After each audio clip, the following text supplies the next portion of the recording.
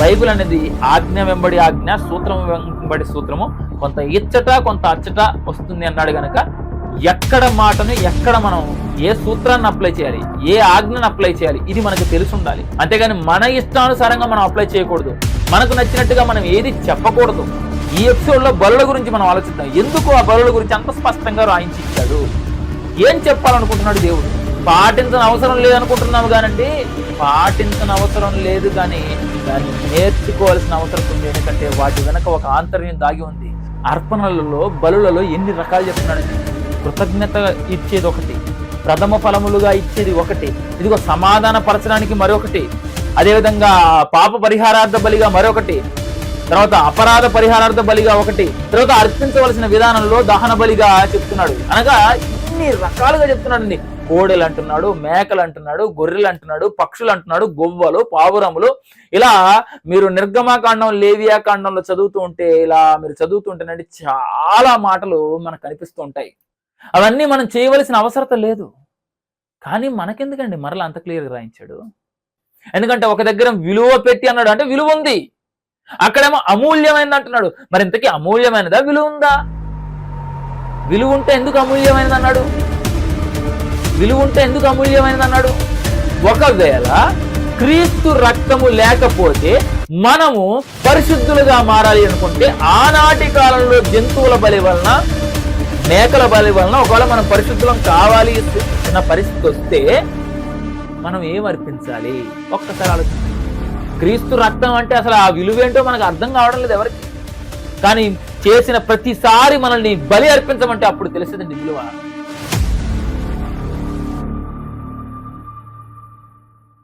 ప్రభు అయిన యేసుక్రీస్తు వారి పేరట అందరికీ వందనాలు తెలియజేసుకుంటున్నాను. పాటించిన అవసరం లేని పాత ధర్మశాస్త్రాన్ని దేవుడు మనకెందుకు ఇచ్చాడు అనే వాక్య భాగాన్ని గతంలో, అనగా మొదటి పార్ట్ ద్వారా మీ ముందు మాట్లాడడం జరిగింది. ఈరోజు మరికొన్ని విషయాలను మనం పరిశీలన చేసే ప్రయత్నం చేద్దాం. ప్రార్థన చేసుకొని మనం పాఠ్యంలోనికి వెళ్దాం. పరిశుద్ధమైన తండ్రి, నీ ఘనమైన నామానికి వందనాలు నాయన. తండ్రి, మీ పిల్లలుగా మేము మీ కొరకు ఆలోచించాలని, మీరు నేర్పించినటువంటి జ్ఞానాన్ని తెలుసుకున్న మేము అనేక మందితో పంచుకోవాలనే ఒక ఆలోచనతో మాట్లాడుతున్నప్పుడు తండ్రి, మంచి సమయోచితమైన జ్ఞానాన్ని నాకు అనుగ్రహించమని వేడుకుంటూ, యేసుక్రీస్తు వారి పేరట ప్రార్థన అడిగి వేడుకొనిచున్నాము తండ్రి, ఆమేన్.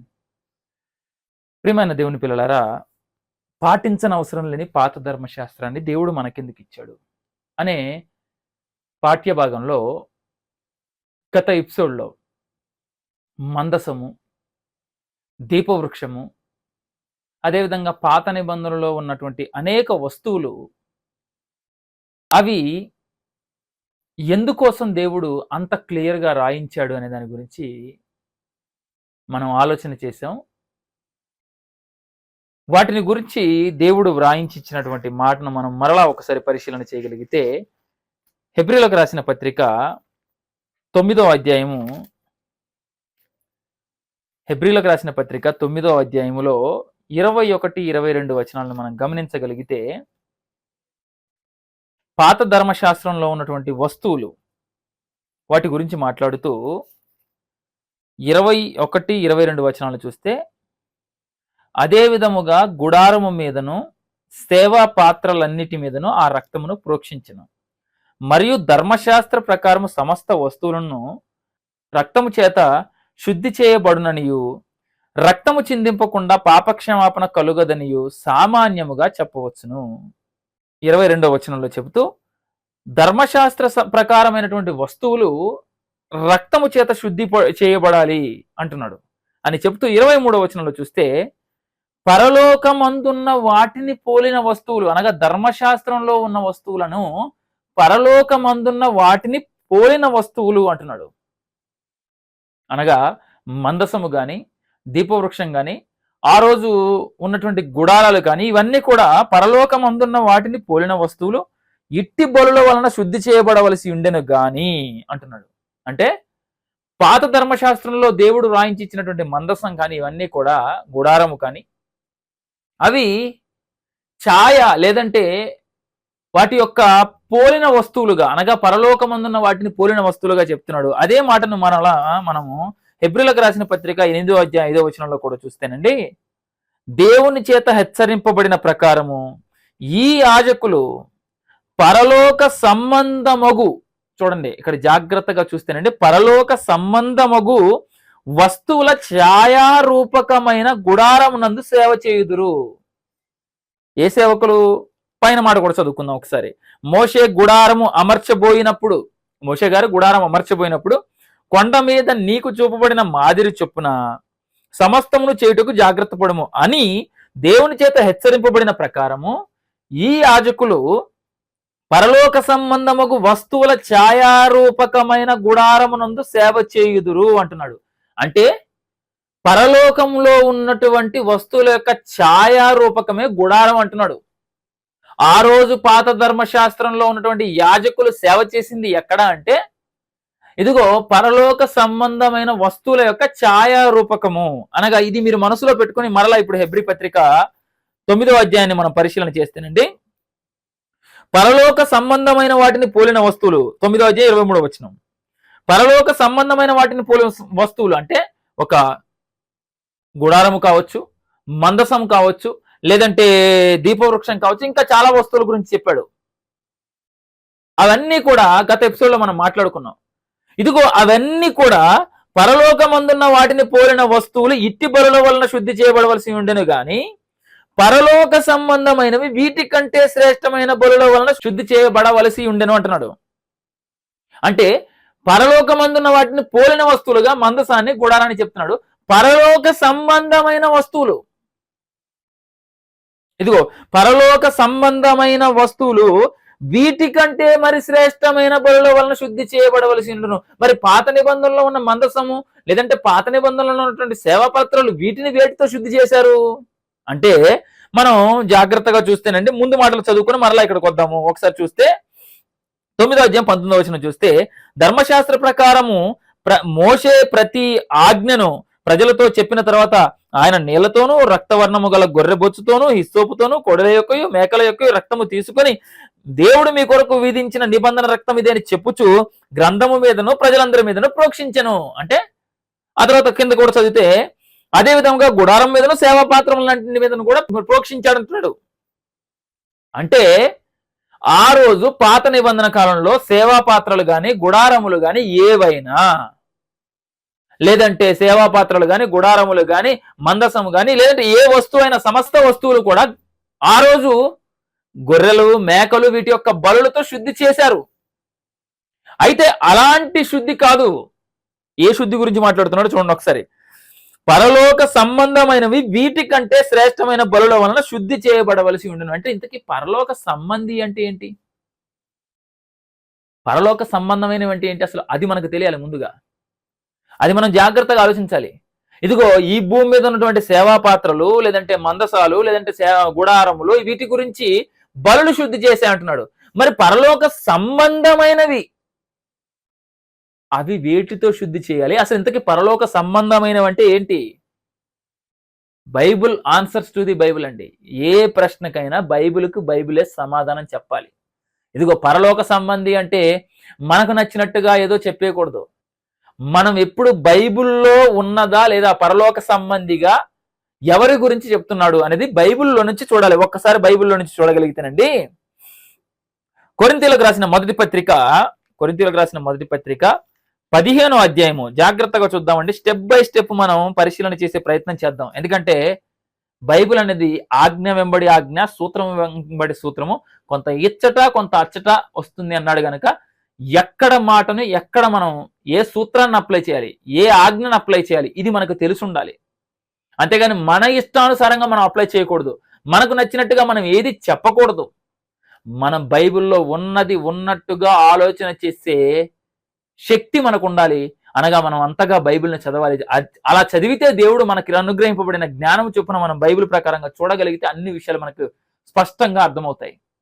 అదే చూద్దాం, పరలోక సంబంధిగా ఎవరి గురించి చెప్తున్నాడు, దేని గురించి చెప్తున్నాడు ఒక్కసారి మనం బైబిల్లోని చూడగలిగితే, కొరింథీయులకు రాసిన మొదటి పత్రిక 15వ అధ్యాయం 49వ వచనం చూడగలిగితే, మరియు మనము మట్టి నుండి పుట్టిన వారి పోలికను ధరించిన ప్రకారము పరలోక సంబంధి పోలికయు ధరింతుము.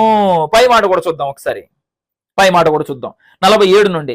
మొదట మనుష్యుడు భూ సంబంధి అయి మట్టి నుండి పుట్టినవాడు, రెండవ మనుష్యుడు పరలోకం నుండి వచ్చినవాడు, అనగా యేసుక్రీస్తు వారి గురించి అండి. రెండవ మనుష్యుడు పరలోకం నుండి వచ్చినవాడు, మట్టి నుండి పుట్టినవాడు ఎట్టివాడు, మట్టి నుండి పుట్టిన వారును అట్టివారే. పరలోక సంబంధి ఎట్టివాడే, పరలోక సంబంధులను అట్టివారే. మరియు మనము మట్టి నుండి పుట్టిన వారి పోలిక ధరించిన ప్రకారము పరలోక సంబంధి పోలిక ధరింతుము. అంటే పరలోక సంబంధి అని ఎవరి గురించి చెప్తున్నాడు? యేసుక్రీస్తు వారి గురించి చెప్తున్నాడు. ఆ యేసుక్రీస్తు వారిని మనం ధరించాము, మనం ధరింతుము అంటున్నాడు. అంటే పరలోక సంబంధిగా, పరలోక సంబంధమైనదిగా ఎవరి గురించి చెప్తున్నాడు అంటే మన గురించి చెప్తున్నాడండి, మన గురించి చెప్తున్నాడు. ఇంకొక మాట కూడా మనం బైబిల్లో నుంచి చూడగలిగితేనండి, అక్కడైతే ఇంకా స్పష్టంగా మాట్లాడుతున్నాడు. ఒకసారి చూడండి, కొరింథీయులకు రాసిన 2వ పత్రిక 5వ అధ్యాయము, కొరింథీయులకు రాసిన 2వ పత్రిక 5వ అధ్యాయంలో చూస్తే మొదటి వచనం నుంచి చూస్తేనండి, అక్కడ ఇంకా పరలోక సంబంధమైనది అంటే ఏంటో ఇంకా చాలా స్పష్టంగా చెప్తున్నాడు. చూడండి ఒకసారి. భూమి మీద మన గుడారమైన ఈ నివాసము శిథిలమైపోయినను, అంటే భూమి మీద ఉన్న శరీరం గురించి మాట్లాడుతున్నాడండి. ఒకవేళ ఈ శరీరము శిథిలమైపోయినా చేతి పని కాక దేవుని చేత కట్టబడినదియును నిత్యమైనదియునైనా నివాసము పరలోకమందు మనకున్నదని ఎరుగుదాం. అంటే ఈ భూమి మీద ఈ శరీరం కాకుండా పరలోకంలో మనకు ఒక నివాసం ఉందంటున్నాడు. ఆ నివాసాన్ని దీనిపైన ధరింపని అపేక్షించుతున్నాము అంటున్నాడు. అంటే పరలోక సంబంధి అనగా మనమే, క్రీస్తుని ధరించిన మనమే పరలోక సంబంధులం. మన కోసం పరలోకం నుండి ఒక నివాసం, ఒక గుడారం వస్తుంది. అదే చెప్తున్నాడు చూడండి. ఇక్కడ మనం పాత ధర్మశాస్త్రంలో ఉన్న గుడారం గురించి ఆలోచించాం, కానీ ఇక్కడ ఇంకో గుడారం గురించి చెప్తున్నాడు. చూడండి, జాగ్రత్తగా చూడండి ఏమంటున్నాడు చూడండి. భూమి మీద మన గుడారమైన ఈ నివాసం శిథిలమైపోయినను చేతి పని కాక దేవుని చేత కట్టబడినదియు నిత్యమైనది నేను నివాసము పరలోకమందు మనకున్నదని ఎరుగుదుము. అంటే నిత్యమైనదని ఒక నివాసం మనకు ఉందంటున్నాడు. నెక్స్ట్, మనము దిగంబరులము కాక మనం వస్త్రము ధరించుకున్న వారముగా కనపడదుము. కాబట్టి పరలోకం నుండి వచ్చు మన నివాసము, అంటే పరలోకంలో నుండి వచ్చే ఒక మన నివాసం ఉందట. అంటే ఆ నివాసం గురించి చెప్తూ దాన్ని ఏమని మాట్లాడుతున్నాడు చూడండి. దీనిపైన ధరించుకొనని అపేక్షించు దీనిలో మునుగుచున్నాము. ఈ గుడారములోనున్న మనము భారము మోసుకొని మూలుగుచున్నాము. ఇది తీసివేయవలనని కాదు గాని మర్త్యమైనది జీవము చేత మృంగివేయబడినట్లు ఆ నివాసమును దీనిపైన ధరించుకొన గోరుచున్నాము. అంటే ఈ గుడారం కాకుండా మనకి ఇంకొక గుడారం, లేదంటే ఇంకొక నివాసం ఉందంటున్నాడండి. అంటే పరలోకం నుండి మనకొచ్చే నివాసం అది.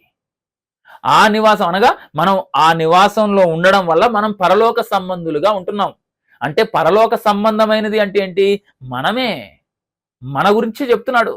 ఒక్కసారి ఇప్పుడు ఇవన్నీ మన మనసులో పెట్టుకున్నాం. అనగా పరలోకం ముందున్న వాటిని పోలిన వస్తువులు అంటే ఇదిగో ఒక గుడారం చూసాం, లేదంటే ఒక మందసం చూసాం. కానీ వాటికంటే శ్రేష్టమైనది మన యొక్క దేవుడు ఏర్పాటు చేస్తున్నటువంటి నివాసం. పరలోక సంబంధంగా మనం ఏర్పాటైన తర్వాత మన కోసం దేవుడు ఏర్పాటు చేస్తున్నటువంటి నివాసం అనగా మనమే, మన కోసమే, మనమే పరలోక సంబంధులం.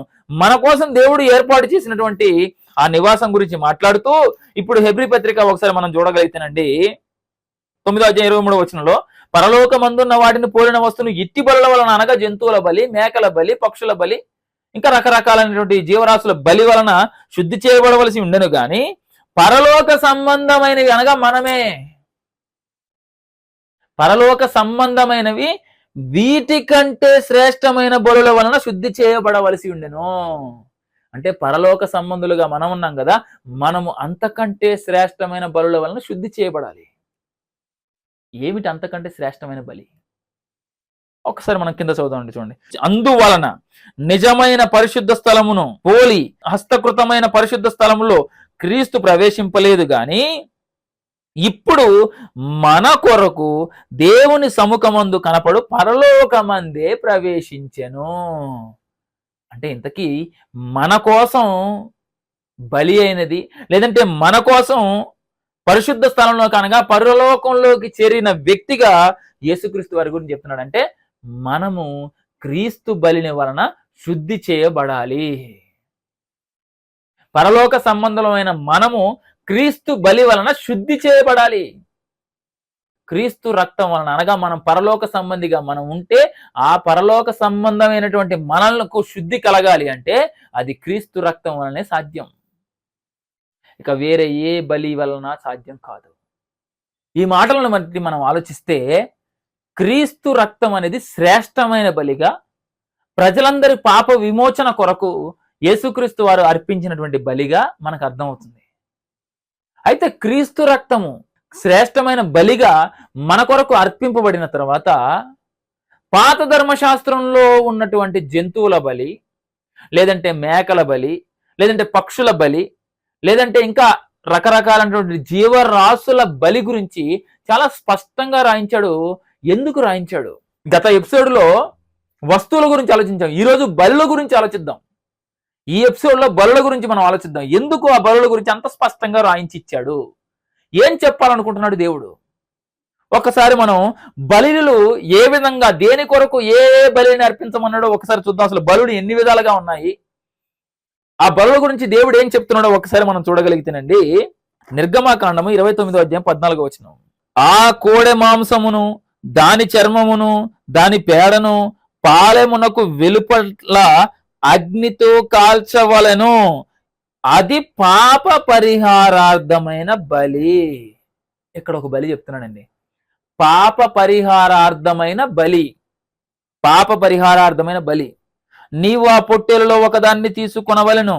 అహరోనును అతని కుమారులను ఆ పొట్టేళ్లు తల మీద తమ చేతులుంచగా నీవు ఆ పొట్టేలును వధించి దాని రక్తము తీసి బలిపీఠము చుట్టూ ప్రోక్షింపవలెనని. ఇదిగో ఇక్కడ పొట్టేలు గురించి చెప్పాడు, కోడె మాంసం అన్నాడు.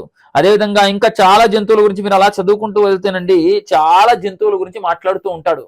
అనగా ఒక పాప పరిహారార్థ బలి కొరకు ఎన్ని రకాల జీవరాశులు బలి అవుతున్నాయో చెప్తున్నాడు ఇక్కడ.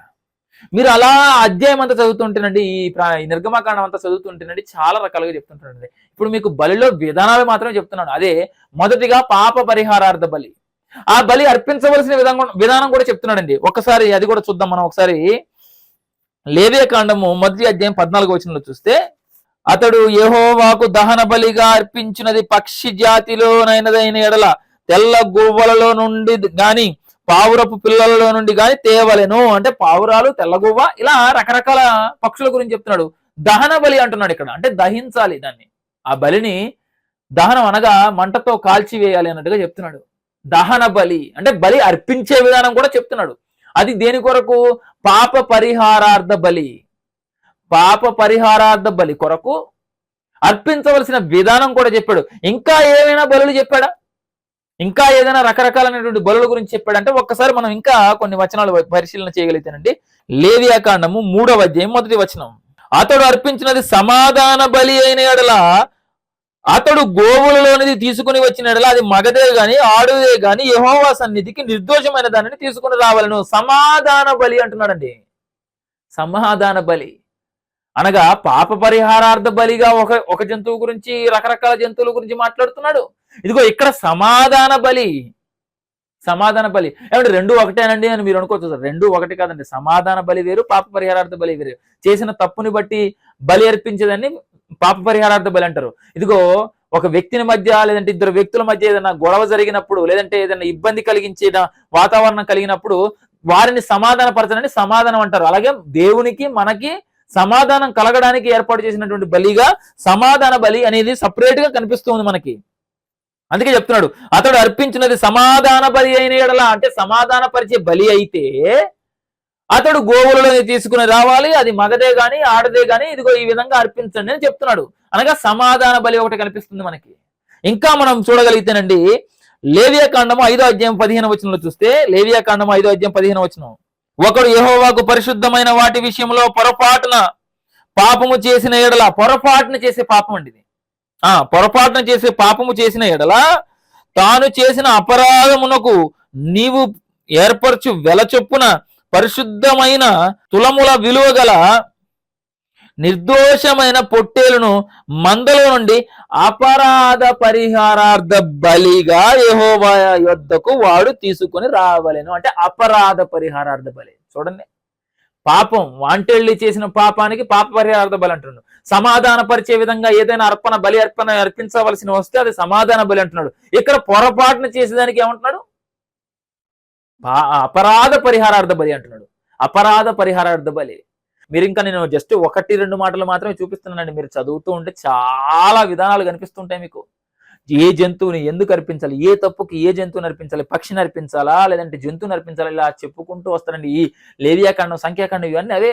అవి అవసరం లేదనుకుంటున్నాం, కానీ అవి ఎందుకు అవసరం ఇప్పుడు మనం చదివిన తర్వాత పూర్తిగా అర్థం చేసుకుంటే మనకు అర్థం అవుతుంది. అందుకే పాటించని అవసరం లేదనుకుంటున్నాము కానండి, పాటించని అవసరం లేదు, కానీ దాన్ని నేర్చుకోవాల్సిన అవసరం ఉంది. ఎందుకంటే వాటి వెనక ఒక ఆంతర్యం దాగి ఉంది. చూడండి ఒకసారి. లేవియాకాండము 7వ అధ్యాయం 12వ వచనంలో చూస్తే, 11వ వచనం నుంచి, ఒకడు యెహోవాకు అర్పించవలసిన సమాధాన బలిని గూర్చిన విధి ఏదనగా వాడు కృతజ్ఞతార్పణముగా దానిని అర్పించినప్పుడు, అంటే సమాధాన బలిలో కూడా ఇదిగో కృతజ్ఞతార్పణముగా అర్పించినప్పుడు తన కృతజ్ఞతారూపమైన బలి కాక నూనెతో కలిసినవి పొంగనివినైనా పిండి వంటలని చెప్తున్నాడు. అంటే ఇక్కడ ఇంకొక దాని గురించి చెప్తున్నాడు అండి. అదే కృతజ్ఞతారూపమైనటువంటిది. అంటే దేవుడు మనకు చేసిన మేలును బట్టి ఏదైనా మనం అర్పించాలనుకుంటే అది కృతజ్ఞతారూపకమైనది. అనగా కృతజ్ఞతారూపమైన బలిగా ఒక దానిని చెప్తున్నాడు. ఇంకా మనం చూడగలిగితేనండి, నిర్గమాకాండం 23వ అధ్యాయం 19వ వచనంలో చూస్తేనండి, నిర్గమాకాండం 23వ అధ్యాయం 19వ వచనంలో చూస్తే ఇక్కడ కూడా మరొక విధానంలో చెప్తున్నాడు. నీ భూమి ప్రథమ ఫలములలో మొదటి వాటిని దేవుడైన యెహోవా మందిరమునకు తేవలెను, మేకపిల్లను దాని తల్లితో ఉడకబెట్టకూడదు. అంటే ఇక్కడ ఇంకొక విధానం కూడా చెప్తున్నాడండి. అదేంటంటే ప్రథమ ఫలం కూడా ఇవ్వాలి అంటున్నాడు. చూడండి, అర్పణలలో బలులలో ఎన్ని రకాలు చెప్తున్నాడండి. కృతజ్ఞత ఇచ్చేది ఒకటి, ప్రథమ ఫలములుగా ఇచ్చేది ఒకటి, ఇదిగో సమాధాన పరచడానికి మరొకటి, అదేవిధంగా పాప పరిహారార్థ బలిగా మరొకటి, తర్వాత అపరాధ పరిహారార్థ బలిగా ఒకటి, తర్వాత అర్పించవలసిన విధానంలో దహన బలిగా చెప్తున్నాడు. అనగా ఇన్ని రకాలుగా చెప్తున్నాడండి. కోడెలు అంటున్నాడు, మేకలు అంటున్నాడు, గొర్రెలు అంటున్నాడు, పక్షులు అంటున్నాడు, గొవ్వలు, పావురములు. ఇలా మీరు నిర్గమాకాండం, లేవియాకాండంలో చదువుతూ ఉంటే, ఇలా మీరు చదువుతూ ఉంటేనండి చాలా మాటలు మనకు కనిపిస్తూ ఉంటాయి. అయితే ఇప్పుడు అవన్నీ మనం చేయవలసిన అవసరం ఉందా? అవన్నీ మనం చేయవలసిన అవసరం లేదు. కానీ మనకెందుకండి మరలా అంత క్లియర్గా రాయించాడు? ఎందుకు రాయించాడు మరలా? ఇదిగో ఆ వస్తువులు అనగా సేవా పాత్రల గురించి మనం ఆలోచించినప్పుడైతే అవి పరలోకమందున్న వాటిని పోలిన వస్తువులుగా మనకు కనిపిస్తున్నాయి. మరి ఇదిగో ఈ బలుల గురించి ఆలోచించినప్పుడు ఎందుకు రాయించాడు? అసలు వీటి ద్వారా మనం ఏం అర్థం చేసుకోవాలి అనేది మనం బైబిల్లో నుంచి చాలా జాగ్రత్తగా ఆలోచన చేయగలిగితేనండి ప్రతి దాన్ని రాయించడం వెనక ఒక ఆంతర్యం ఉంటుంది. ఇప్పుడు నేను ఒక ఉదాహరణ చెప్తానండి, మీరు జాగ్రత్తగా ఆలోచించండి. ఏదైనా కూడా మనం ఆలోచించేటప్పుడు దాన్ని సరి అయిన విధానంలో ఆలోచించకపోతే ఖచ్చితంగా మనం తప్పు త్రోవలోకి వెళ్ళిపోతాం. ఉదాహరణకు ఇప్పుడు మనం ఒక బల్బు తీసుకుందాం. ఆ బల్బులో ఉన్నది గ్లాసు, ఆ తర్వాత ఫిల్మెంట్, ఆ తర్వాత దానికి కరెంట్ ప్రొడ్యూస్ అవడానికి కావాల్సినటువంటి కాపర్ సంథింగ్ అవన్నీ ఉంటాయి. ఇప్పుడు వాటిని అమరిక కరెక్ట్ గా చేస్తేనే ఆ బల్బు లైట్ వెలుగుతుంది. లేదు వాటి అమరిక సరిగా చేయలేదనుకోండి, గ్లాసు ఉంది పైన బల్బు, అంటే పాతకాలం నాటి బల్బు గురించి చెప్తున్నానండి నేను. ఇదిగో ఆ బల్బులో ఫిల్మ్ కరెక్ట్ గా చేయవలసిన విధానంలో ఏర్పాటు చేయకపోతే లైట్ వెలగదు. మనం కూడా బైబిల్ విషయంలో అంతే. ఇదిగో కరెక్ట్ గా మనం అర్థం చేసుకోవాల్సిన విధానంలో అర్థం చేసుకోకపోతే బైబిల్ మనకు అర్థం కాదు. అందుకే అర్థం చేసుకోవాల్సిన విధానం ఏంటో మనం తెలుసుకోవాలి. ఏ సూత్రాన్ని ఎక్కడ అప్లై చేయాలి, ఇదిగో పాటించాల్సిన అవసరం లేదు, ఏ బలిని మనం అర్పించవలసిన అవసరం లేదు. ఎందుకంటే క్రీస్తు వారి రక్తము మనల్ని పరిశుద్ధులుగా చేస్తున్నప్పుడు మరి ఇవన్నీ అనగా పాప పరిహారార్థ బలి, సమాధాన బలి, ఇంకా చాలా బలుల గురించి చెప్పాడు. ఒక్కొక్క దానికి ఒక్కొక్క జంతువులు ఏది ఎలా అర్పించాలన్నీ చెప్పాడు కదా. వీటి వెనక ఉన్న ఆంతర్యం ఏంటి, అసలు ఎందుకు ఇచ్చాడు? ఒక్కసారి మనం బైబిల్లో నుంచి చూడగలిగితేనండి, ఒక్కసారి మనం బైబిల్లో నుంచి చూద్దామండి. ఇంతకీ ఏంటి దాని వెనక ఎందుకు మనం అర్థం చేసుకోవాలి, ఏం అర్థం చేసుకోవాలని చూడగలిగితేనండి, ఒక్కసారి మన కోసం అర్పించబడిన బలి గురించి మనం ఆలోచిద్దామండి. ఒకసారి పేతురు రాసిన మొదటి పత్రిక 1వ అధ్యాయము, మనము శుద్ధి కావడానికి ఏ బలి అవసరమో చెప్తున్నాడు చూడండి. ఒకసారి పేతురు రాసిన మొదటి పత్రిక 1వ అధ్యాయం 19వ వచనంలో చూస్తే, అమూల్యమైన రక్తము చేత, అమూల్యమైన రక్తము చేత అనగా నిర్దోషమును నిష్కలంకమునైన గొర్రెపిల్ల వంటి రక్తము చేత విమోచింపబడితిరని మీరు ఎరుగుదురు కదా. ఇంకా పై మాట కూడా మనం ఒకసారి చూసుకుంటేనండి, పితృపారంపర్యమైన మీ వ్యర్థ ప్రవర్తనను విడిచిపెట్టినట్లు వెండి బంగారముల వంటి క్షయ వస్తువుల చేత మీరు విభజింపబడలేదు గాని మరి దేని చేత విభజింపబడ్డారట? అమూల్యమైన రక్తము చేత అనగా నిర్దోషమును నిష్కలంకమునైన గొర్రెపిల్ల వంటి రక్తము చేత. అంటే జాగ్రత్తగా ఆలోచించండి. అమూల్యం అంటున్నాడు. అమూల్యం అంటే మూల్యము కట్టలేనిది అని. ఇప్పుడు మూల్యం కట్టలేనిది అనే మాట చూసాం కదండి. ఇప్పుడు మరి మూల్యం లేదా? అసలు ఆ మూల్యం లేదా? అది మీకు అర్థం కావాలంటే ఇంకో మాట కూడా చూపిస్తాను. అంటే మూల్యం లేనిది అనగా అమూల్యమైనది అంటున్నాడు కానీ అంటే చాలా గొప్పది అంటున్నాడు కదా. అసలు ఇంతకీ దానికి మూల్యం ఉందా లేదా? ఒక్కసారి బైబిల్ నుంచి ఇంకొక మాట కూడా చూద్దాం. ఇప్పుడు మనకి ఇంకా మనం ఆలోచించే ప్రయత్నం చేద్దాం. కొరింథీయులకు రాసిన మొదటి పత్రిక 7వ అధ్యాయం 23వ వచనం చూడండి. మీరు విలువ పెట్టి కొనబడిన వారు గనక మనుషులకు దాసులు కాకుండుడి. అంటే విలువ పెట్టి కొన్నాడంటున్నాడు. ఏంటా విలువ? క్రీస్తు రక్తం ద్వారా. మరి క్రీస్తు రక్తం యొక్క విలువ ఎంత? మనం అక్కడ చూస్తే అమూల్యం అంటున్నాడు, ఇక్కడేం విలువ అంటున్నాడు. మరి ఇంతకి విలువ ఉందా లేదా? అమూల్యమైనదా విలువ ఉందా? ఎలా తెలుస్తుంది మనకి? విలువ పెట్టి కొనబడిన వారు అనగా మూల్యము చెల్లించాలి అన్నట్టుగా ఉంది. మరి విలువ అంటున్నాడు, అక్కడేమో అమూల్యం అంటున్నాడు. మరి ఇది ఎలా మనకు అర్థమవుతుందండి? ఇంకో మాట కూడా చూద్దామండి. ఒకసారి ఇంకొక మాట కూడా చూద్దాం. ఎందుకంటే ఇప్పుడు మనం చదువుతున్న మాటలు మనం కరెక్ట్గా అబ్జర్వ్ చేస్తేనే తప్ప మనకు బైబిల్ అర్థం కాదండి. ఎందుకంటే ఒక దగ్గర విలువ పెట్టి అన్నాడు అంటే విలువ ఉంది, అక్కడేమో అమూల్యమైనది అంటున్నాడు. మరి ఇంతకీ అమూల్యమైనదా విలువ ఉందా? విలువ ఉంటే ఎందుకు అమూల్యమైనది అన్నాడు? ఇది మనం అర్థం చేసుకోవాలండి. ఒక్కసారి చూద్దాం చూడండి. రోమీయులకు రాసిన పత్రిక 3వ అధ్యాయం 24వ వచనం. ఒక్కసారి ఇక్కడ చూస్తే, కాబట్టి నమ్మువారు ఆయన కృపచేతనే క్రీస్తు యేసు నందు విమోచనము ద్వారా ఉచితముగా నీతిమంతులని తీర్చబడుతున్నారు. అంటే ఎక్కడ మాట్లాడుతున్నాడు ఉచితం అని? ఇదిగో కొరింథీ పత్రికలోనేమో ఇదిగో విమోచింపబడడానికి మీరు అమూల్యమైనటువంటి రక్తం అనేమో పేతురు పత్రికలు అంటూ ఉంటే, కొరింథీ పత్రికలను విలువ పెట్టుకొనబడిన వారు అంటున్నాడు. ఇంతకీ మరి విలువ ఉందా లేదా? ఆలోచించండి ఒకసారి. మనము విమోచింపబడడానికి కనుక పరలోక సంబంధులమైన మనము విమోచింపబడడానికి విలువ ఉందా లేదా? ఒక్కసారి మనం జాగ్రత్తగా ఆలోచించండి. ఒక్కసారి మీకు అర్థం కావడానికి ఒక ఉదాహరణ చెప్తానండి.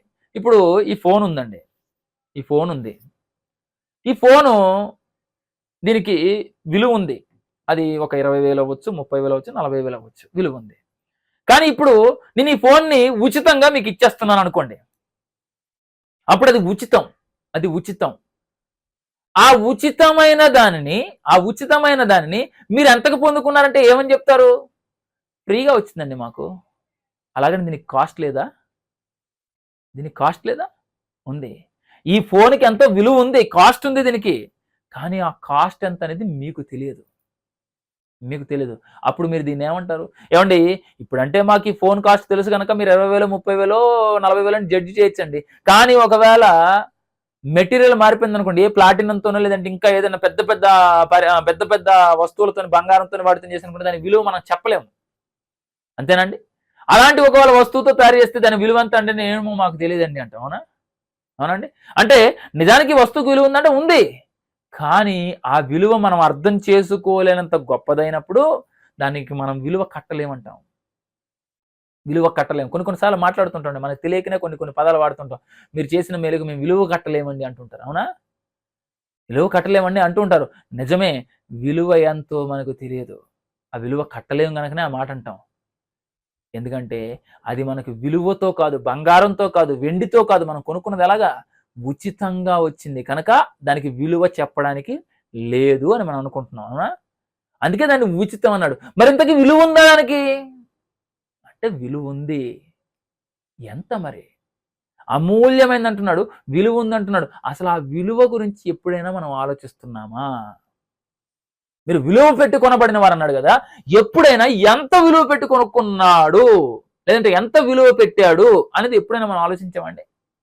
ఒక్కసారి ఇప్పుడు మనం జాగ్రత్తగా ఆలోచిద్దామండి. ఇప్పుడు మన ఒక పాప క్షమాపణ కలుగుతుందంటే క్రీస్తు రక్తం వలన. క్రీస్తు రక్తం వలనే మనకు పాప క్షమాపణ కలుగుతుంది. ఒకవేళ క్రీస్తు రక్తము లేకపోతే మనము పరిశుద్ధులుగా మారాలి అనుకుంటే ఆనాటి కాలంలో జంతువుల బలి వలన, మేకల బలి వలన ఒకవేళ మనం పరిశుద్ధులం కావాలి ఉన్న పరిస్థితి వస్తే మనం ఏం అర్పించాలి? ఒక్కసారి ఆలోచించండి. ఎంత అర్పించాలండి? అపరాధం చేస్తే కోడన్నాడు, మేకన్నాడు, తర్వాత దూడన్నాడు, ఆ తర్వాత గోవులు అన్నాడు, ఆ తర్వాత పావురాలు అన్నాడు, పిట్టలు అన్నాడు. అదంతా ఎప్పుడు?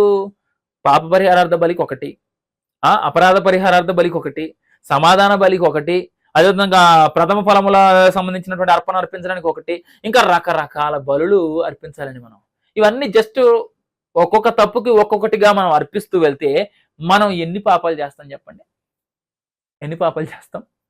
ఏమండి, మీరు ఏదైనా లెక్క కట్టచ్చు కానీ ఆఖరికి తల వెంట్రుకలైనా లెక్క కట్టగలమేమో కానీ కొన్ని లెక్కలు, అంటే తల వెంట్రుకలు ఒక ఇంత చిన్న కుప్ప తీసి పక్కకు పెడితే ఆ తల వెంట్రుకలైనా మనం లెక్కించగలమేమో కానీ మనం నెలలో చేసిన పాపాలంటే మనం లెక్క చెప్పలేమండి. నిజమేనా కాదా? ఆలోచించండి ఒకసారి.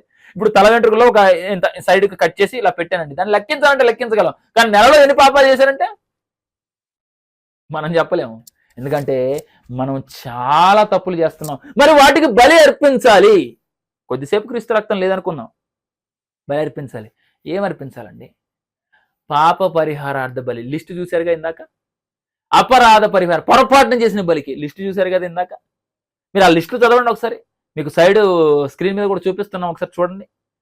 ఏమేమి ఇచ్చాడు? కోడెలు, మేకలు, ఎన్ని ఉన్నాయి చూడండి ఒకసారి.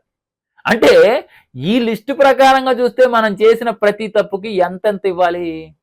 ఏమండి, నెలలో ఒక 10 అబద్ధాలు ఆడారనుకోండి, లేదంటే 10 సార్లు ఏదో తప్పులు చేశారనుకోండి, నెలలో 10 సార్లు చేస్తామా? లెక్కలేదు, లెక్క పెట్టలేం కూడా మనం. ఇప్పుడు వాటన్నిటికీ బలి అర్పించాలి అంటే జంతువుల బలి ఎంత అర్పించాల్సి వస్తుంది?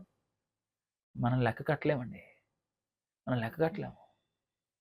ఒక సంవత్సరానికి ఒకవేళ రఫ్గా ఒక లెక్క చెప్తానండి, జస్ట్ మీకు ఒక్కటే లెక్క చెప్తాను ఈరోజు. ఒక తప్పుకి ఒక మేక అనుకుందాం కొద్దిసేపు. ఒక తప్పుకి ఒక మేక అంటే మీకు అర్థం కావడానికి ఉదాహరణగా చెప్తున్నానండి. ఆ తప్పుకి మేక అనలేదు కదండి అని అలాంటి ఆలోచన చేయకండి. మీకు అర్థం కావడానికి ఉదాహరణగా చెప్తున్నాను నేను. ఒక తప్పుకి ఒక మేక అనగా ఒక వ్యభిచారం చేసామనుకోండి, లేదంటే ఏదన్నా దొంగతనం చేసామనుకోండి, లేదంటే అబద్ధం ఆడామనుకోండి, దానికి ఒక మేకను ఒకటే ఉదాహరణగా చేసి చెప్తున్నాను. ఇప్పుడు నెలలో కొంతమంది తప్పులు చేసే విషయంలో చాలాసార్లు చేస్తారు, అవునా? ఇప్పుడు ఒక తప్పుకి ఒక మేక అని అనుకుంటే ఎన్ని తప్పులు చేస్తాం సంవత్సరానికి? మనం ఎన్ని తప్పులు చేస్తాం? అప్రాక్సిమేట్గా ఎంత లేదన్నా ఒక 100 నుండి 200 సార్లు తప్పులు చేస్తామండి. 200 మేకలు అనుకోండి, లేదంటే 100 అనుకుందాం, 100 మేకలు అనుకోండి. 100 మేకలు 100 మేకలు మనం ఒక్కసారి తప్పు చేసిన దానికి, ఒకసారి తప్పు చేసినందుకు బలి అవ్వాలి. ఎందుకంటే పాపం వలన వచ్చే జీతం మరణం కనుక ఆ మరణం మనకు బదులుగా జంతువు బలి అయింది అనుకుంటే, ఇదిగో మనకు బదులుగా జంతువు బలి అయితే, ఒక తప్పుకి జంతువు బలి అయితే సంవత్సరానికి ఒక 100 తప్పులు అనుకుందాం. అంటే 3 రోజులకు ఒక తప్పే లెక్కేస్తున్నాను నేను. 100 ఇంటూ ఒక మేక ఖరీదు ఎంత? ఒక మేక ఖరీదు 10,000.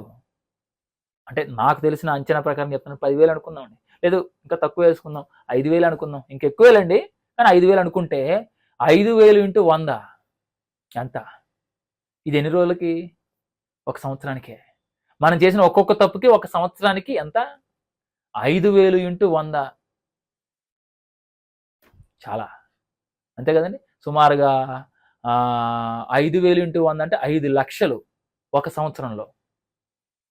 10 సంవత్సరాలు అయితే 50 లక్షలు, 20 సంవత్సరాలు అయితే ఇంకా పెరిగిపోద్ది, 30 సంవత్సరాలు అయితే ఇంకా పెరిగిపోద్ది. అది మన ఒక్కరిని అంటే కోట్లకి వెళ్ళిపోతుంది చూడండి. 1 కోటి రూపాయలు, 2 కోట్ల వరకు వెళ్ళిపోతున్నాయి. ఇంకా ధనవంతులు ఎక్కువనుకోండి, ఇప్పుడు నేను చెప్పింది 3 రోజులకు ఒక పాపం చొప్పున లెక్కేస్తే అంత వచ్చింది. ఇంకా ధనవంతులు అనుకోండి, ధనవంతులు అంటేనే నేరం ఎక్కువ చేస్తారు. ఎందుకంటే దేవుడు ధనవంతుల గురించి ఏమని రాశాడండి? ధనవంతులు పరలోక రాజ్యంలో ప్రవేశించడం మరీ దుర్లభం అనేసాడు. అంటే పేదవాడైన వాడు పాపాలు కొద్దిగా తక్కువ చేస్తున్నాడు, ధనవంతులు ఇంకా ఎక్కువ చేస్తారు. అంటే మనం చేసే తప్పుల సంఖ్య ప్రకారం ఆలోచిస్తే ఉంటే మనము మన జీవితంలో ఒక తప్పు అనగా తెలిసి చేసిన తప్పు గురించి చెప్తున్నాను నేను. మరలా అపరాధ పరిహారార్థ బలి ఉంది, అదేవిధంగా సమాధాన బలి ఉంది, ప్రథమ ఫలములకు సంబంధించిన అర్పణ అర్పించేది ఒక విధానం ఉంది. ఇలా రకరకాలైనటువంటి వాటికి రకరకాలైనటువంటి బలులు అర్పించుకుంటూ వస్తే మనం విలువ ఎక్కడ కట్టగలమండి? ఇవ్వగలమండి మనం ఆ మేకలను? లేదంటే ఇప్పుడు ఒక్కసారి ఆలోచించండి, చేసిన ప్రతి తప్పుకి ఒక్కొక్కసారి ఒక్కొక్క మేకను బలి ఇవ్వాలంటే ఎన్ని మేకలు కావాలి? అది కుటుంబంలో ఒకడికి లెక్కేస్తేనే అప్రాక్సిమేట్గా 1 2 కోట్లు 3 కోట్ల వరకు వెళ్ళిపోతుంది మనకి. అంటే నేను జస్ట్ క్యాజువల్గా చెప్పాను, ఇంకా అన్ని క్యాలిక్యులేట్ చేసి చెప్పలేదు. అదే కుటుంబానికైతే ఎంత కావాలి, ధనవంతుడికైతే ఇంకెంత కావాలి. 100 కోట్లు ఉన్నాయనుకోండి, 100 కోట్లకు మించిన పాపాలు చేస్తాడండి. నిజమండి. అంటే ఎంత పెద్ద తప్పులు చేస్తున్నా కూడా మనం ఈరోజు ఒక్క రూపాయి కూడా మనం జంతువుల బలి కోసం అర్పించడం లేదు. అర్పిస్తున్నామండి? ఏమి అర్పించడం లేదు. మనకి ఎలాగొచ్చింది అది? ఉచితముగా. కానీ ఉచితముగా వచ్చిందని దీనికి విలువ లేదా? ఒక్కసారి పాత ధర్మశాస్త్రంతో ఉన్నటువంటి ఆ జంతువుల బలితో విలువ కడితే అసలు ఆ విలువ మనకు అంచనాకు దొరకడం లేదు. అందుకే అమూల్యమైనది. ఎందుకంటే మన అంచనాకు దొరకదు. ఇప్పుడు మనం కూడా కొన్ని సందర్భాల్లో ఏం చేస్తాం?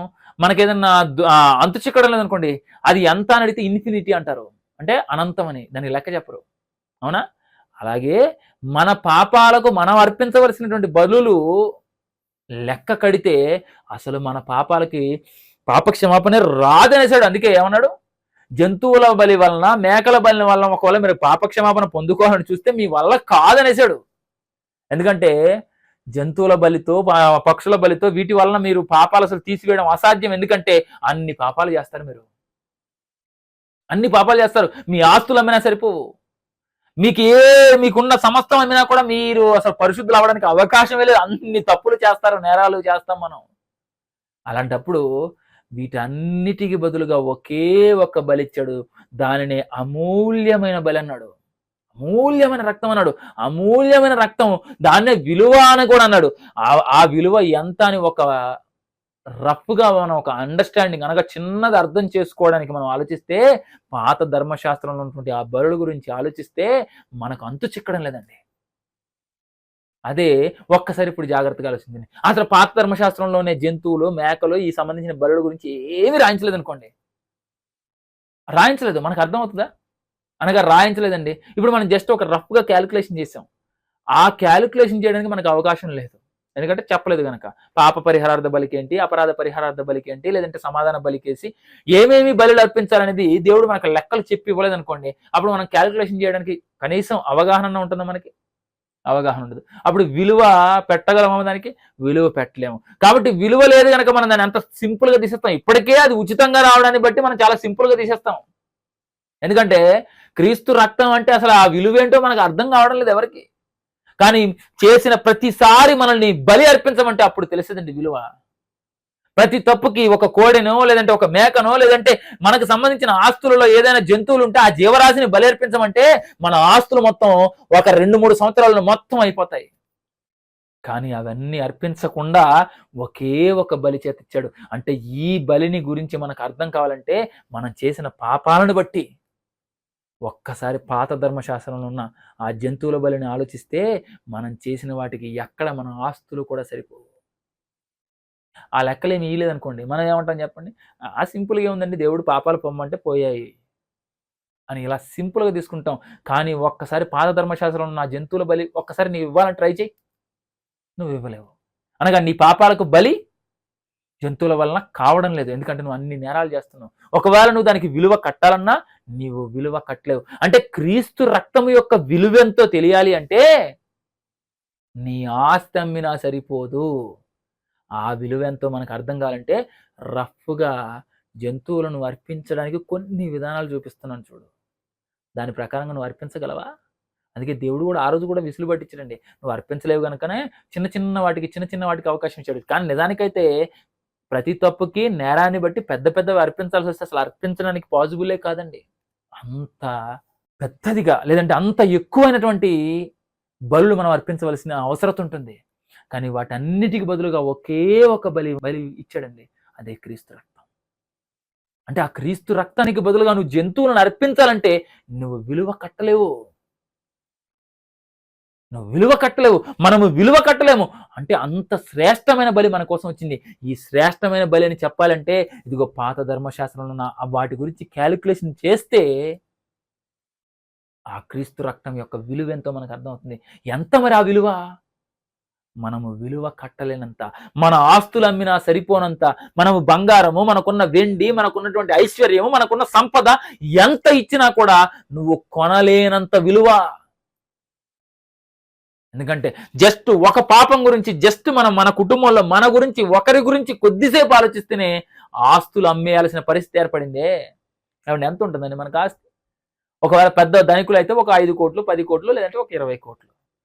కానీ అర్పించాల్సి వస్తే ఎన్ని మేకల మందలైపోవాలి, ఎన్ని కోడులు, ఎన్ని మేకలు, ఎన్ని పశువులు, ఎన్ని పక్షులు. ఎందుకంటే డబ్బు సంపాదించిన ప్రారంభమైన నాటి నుండి పాపాల సంఖ్య ఇంకా పెరిగిపోద్ది. అందుకే ధనవంతుడు పరలోక రాజ్యంలో ప్రవేశించిన కష్టం అన్నాడు. అంటే నువ్వు ఎంత సంపాదించినా కూడా నీ పాపాలు తీసివేయడం అసాధ్యమైపోద్ది. అప్పుడు ఎవరి రక్తం కావాలి నీకు? క్రీస్తు రక్తమే కావాలి. ఆ క్రీస్తు రక్తం యొక్క విలువ ఎంతో నీకు అర్థం కావాలంటే జస్ట్ ఆ విలువని క్యాలిక్యులేట్ చేయడానికి పాత ధర్మశాస్త్రంలో జంతువుల బలిని, చిన్న చిన్న తప్పులు, ఏమండి పాప పరిహారార్థ బలిగా ఒకటి చెప్పాడు. అపరాధం తెలియకుండా పొరపాట్లు, ఇక వాటినైతే లెక్క కట్టలేమండి మనం. ఎన్ని తప్పులు చేస్తాం చెప్పండి? ఓహో నెంబర్ మనం కౌంట్ చేయలేము. ఆ తర్వాత సమాధాన బలి, ఏమంటే సమాధాన పరచడానికి కూడా బలి అర్పించారండి ఆ రోజు. ఇప్పుడు మనం కూడా అది అర్పిస్తే ఎన్నిసార్లు అండి మనం తండ్రితో సమాధాన పరచవలసిన అవసరం ఉంది మనకి. చేసిన తప్పు ప్రతి దానికి సమాధాన పరచాలంటే ఎన్ని బలులు. వాటన్నిటి లెక్కలు రాయడాన్ని బట్టే మనకు ఆ విలువ ఏంటో అర్థమవుతుంది. క్రీస్తు రక్తం యొక్క విలువ ఏంటి? ఒకవేళ అవే రాయకపోతే క్రీస్తు రక్తం యొక్క విలువ ఏంటో మనకు అర్థం కాదండి. అందుకే క్రీస్తు రక్తం అనేది ఎంత అమూల్యమైనదో తెలియాలి అంటే నువ్వు పాత ధర్మశాస్త్రంలో ఉన్న ఆ జంతువుల బలి గురించి ఆలోచిస్తే నీ పాపాలు తీసివేయడం సాధ్యం కావడం లేదు జంతువుల బలి వలన. అది ఒక్కసారి మనసులో పెట్టుకొని క్రీస్తు రక్తం యొక్క విలువ ఎంతో ఒక్కసారి ఇప్పుడు ఆలోచించు. అంత అమూల్యమైనది. అంటే విలువ, ఒకవేళ విలువ పెట్టి కొనబడిన వారు అని మనం ఆ మాటను ఆలోచిస్తేనండి, ఆ విలువ ఎంత అంటే నువ్వు లెక్క కట్టలేనంత అమూల్యమైన అన్నాడు. అందుకే అంటే నువ్వు మూల్యం చెల్లించలేవు జంతువుల ద్వారానో పశువుల ద్వారా, అసలు వాటి వల్ల పాసిబుల్ కాదు. కానీ ఒకవేళ కొద్దిసేపు వాటి వలన అనేది మనం ఆలోచిస్తేనే మనం విలువ కట్టలేనంతగా ఉంటే మన క్రీస్తు రక్తం మన కోసం ఎంత పవిత్రమైనదిగా, పరిశుద్ధమైనదిగా, నిష్కలంకమైనదిగా అర్పింపబడిన తర్వాత ఆ క్రీస్తు రక్తం యొక్క విలువ ఎంత అని మనం ఆలోచిస్తేనండి మనము విలువ కట్టలేనంత. మనము మన జీవితాంతం కష్టపడినా కూడా, మన ఆస్తులు అమ్మినా కూడా, లేదంటే మనము కొన్ని వేల సంవత్సరాలు ఒకవేళ బ్రతికుండి మనం ఆస్తి సంపాదించినా కూడా ఆయన రక్తానికి విలువ కట్టలేమండి. అంత విలువైనది క్రీస్తు రక్తం. కాబట్టి క్రీస్తు రక్తం యొక్క విలువ ఎంతో నీకు అర్థం కావడానికి ఒక నమూనాగా జస్ట్ ఆ పాత ధర్మశాస్త్రంలో ఆ జంతువుల బలి గురించి ఇచ్చాడు. ఆ నమూనాని మనం ఆలోచిస్తేనే మనకు క్రీస్తు రక్తం యొక్క విలువ ఎంత అంటే మనం విలువ కట్టలేము అన్నట్టుగా మనకు అనిపిస్తుంది. లేదండి ఇదేమి చెప్పలేదండి. ఇప్పుడు ఉదాహరణకండి ఇది డైమండో, బంగారమో, విలువైందో ఏటో నేనేం చెప్పలేదండి. ఈ ఫోన్ గురించి ఏం చెప్పకుండా నీకు మనకి ఇచ్చేసాను, మీకు ఎవరికైనా ఇచ్చేసాను అనుకోండి, అప్పుడు మీరు ఏమంటారు? ఈ ఫోనా, ఇదేముందిలేండి, ఏదోలేండి, ఒక రాయో రప్ప అనుకుంటాం మనం. అవునా అండి? దీని విలువ తెలిస్తేనే, కొంచెమైనా దీని గురించి తెలిస్తేనే, ఫోన్లో ఇవి ఉంటాయి. ఏమంటే చిన్నపిల్లడికి ఇచ్చామనుకోండి, ఏం చేస్తారు? దీని విలువ ఏంటో వాళ్ళకి తెలియదు. అందుకే ఏం చేస్తారు? ఇసిరి కొట్టేస్తాడు. అప్పుడు మనకి బాధ అనిపిస్తుంది, అయ్యో దీనికి వాల్యూ ఎంత, 20,000, 30,000, 40,000, 50,000, ఫోన్ను బట్టి రకరకాలుగా ఉంటాయి. కానీ దీని విలువ వాళ్ళకి అర్థం కాలేదు. ఒక్కసారి అర్థం చేయించినట్టుగా చెప్పు, నాయన దీనికి ఇదిగో డిస్ప్లేకి ఎంత, ఇదిగో దీనికి ఎంత, దానికి ఎంత అని లెక్క చెప్తే అప్పుడు ఏం చేస్తాడు? దీన్ని కొంచెమైనా అపురూపంగా చూసుకుంటాడు. అవునండి? అసలు ఇవి ఏమి చెప్పలేదు అనుకోండి, ఇదే ఎంతో కొంతలేండి అన్నట్టుగా పక్కా పడేస్తారు. అవునా? కాబట్టి క్రీస్తు రక్తము మన కోసం అర్పించినది అని విలువ ఎంత అని మనం తెలుసుకోవాలి అంటే కొద్దిగా నమూనానండి. అలాగని క్యాలిక్యులేషన్ దాని ప్రకారంగా చేస్తే క్యాలిక్యులేషన్ వస్తుందని నేను చెప్పడం లేదు. నమూనాగా మనము విలువ కట్టలేనంత గొప్పదిగా క్రీస్తు రక్తం ఉంది. ఆ రక్తము వలన మనం పరిశుద్ధులుగా మార్చబడుతున్నాం. అందుకే అంటున్నాడు హెబ్రీ పత్రికలోనికి మనం వెళ్తేనండి, ఇప్పుడు ఒక్కసారి హెబ్రీ పత్రిక 9వ అధ్యాయంలో 22వ వచనంలో చూస్తే ఇక్కడ మాట్లాడుతున్నాడు చూడండి. ఇందాక చదువుకున్న మాటలలో చూడండి, పరలోకమందున్న వాటిని పోలిన వస్తువులు ఇట్టి బలుల వలన అనగా జంతువుల బలుల వలన పరిశుద్ధపరచబడవలసి ఉంటుంది, కానీ పరలోక సంబంధమైనవి అనగా మనము వీటికంటే శ్రేష్టము. అంటే ఆ బలుల వల్ల అసలు పాజిబుల్ కాదు, ఒకవేళ లెక్క వేసుకున్నా పాజిబుల్ కావడం లేదు. వాటి గురించి ఏమంటున్నాడు? వీటికంటే శ్రేష్టమైన బలుల వలన శుద్ధి చేయబడవలసి ఉండను.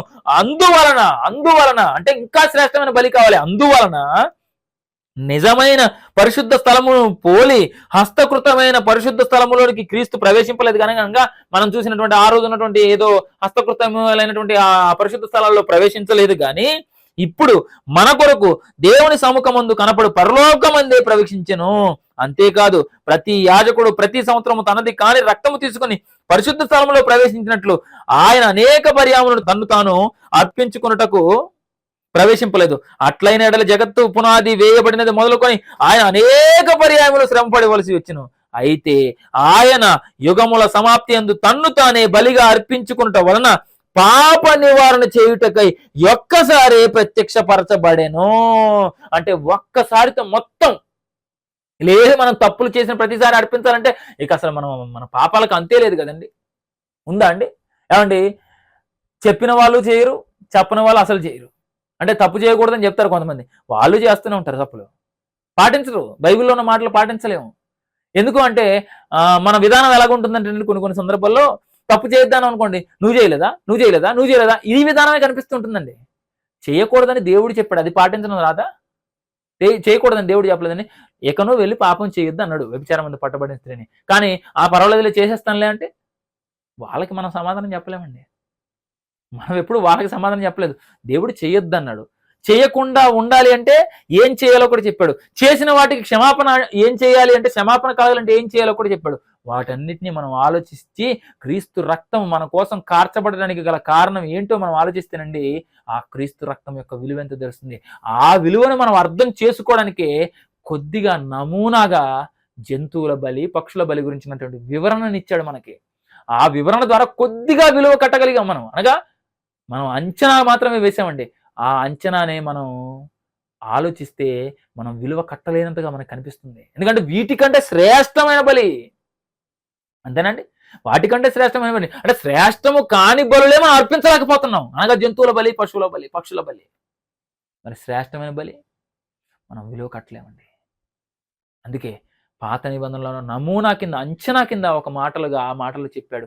అది చదువుతున్నప్పుడల్లా అంటే నేను ఇన్ని తప్పులు చేశానా, ఇన్ని నేరాలు చేసినా, ఇన్ని ఘోరాలు చేసినా, ఈ ఘోరాలన్నింటినీ నా క్రీస్తు ఒక్కసారి అర్పించడం ద్వారా ఇంత విలువైన రక్తాన్ని నా మీద ఇచ్చాడా? అనగా నేను పాపం చేసినందుకు ఇదిగో ఈ జంతువు బలి అర్పించాలి, ఇదిగో అపరాధం చేసినందుకు ఈ జంతువు బలి అర్పించాలి, ఇలా నేను అర్పించుకుంటూ పోతే నాకు సరే నేను సాధ్యమేనా నాకు?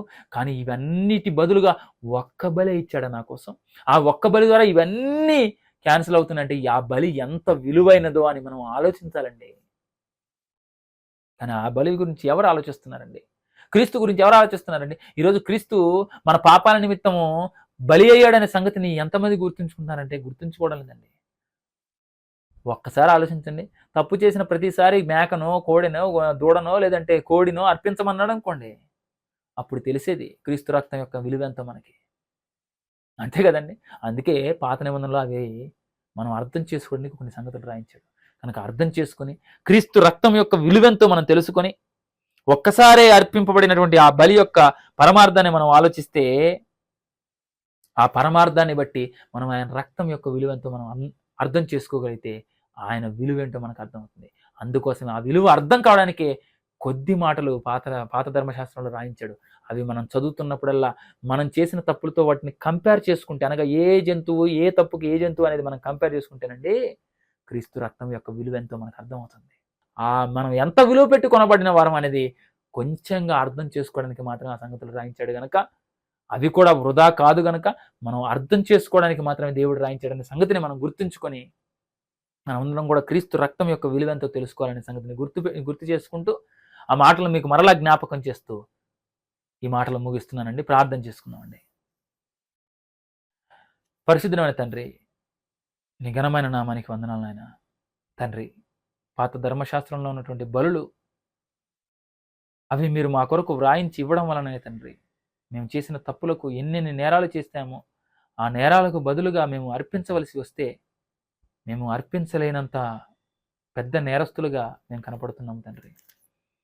కానీ మీ కుమారుడైన క్రీస్తు రక్తము వాటన్నిటికీ బదులుగా అమూల్యమైనటువంటి రక్తముగా మా కొరకు మీరు మీ కుమారుడైన యేసుక్రీస్తు వారిని మా కొరకు బలిగా అర్పించారు తండ్రి. ఆ కుమారుని యొక్క విలువ, ఆ రక్తం యొక్క విలువెంతో మేము తెలుసుకోవాలి అంటే మేము మేము చేసిన తప్పులకు పాత ధర్మశాస్త్రంలో ఉన్నటువంటి మాటలను మేము చూస్తే తండ్రి, ఆ విలువను మేము చెల్లించలేకపోతున్నాం తండ్రి. కానీ మీరు మా కొరకు ఉచితంగా అనుగ్రహించారు కనుక మేము దానిని జ్ఞాపకంలో ఉంచుకొని, క్రీస్తు రక్తం యొక్క విలువెంతో మేము అర్థం చేసుకొని, ఆ విలువను పొందుకున్నటువంటి మేము ఎల్లప్పుడూ మీ మాటల ప్రకారం బ్రతికే జీవితాన్ని మా అందరికీ అనుగ్రహించమని వేడుకుంటూ, యేసుక్రీస్తు వారి పేరట ఈ ప్రార్థన అడిగి వేడుకుంటున్నాం తండ్రి. ఆమేన్. అందరికీ వందనాలండి. Thank you very much.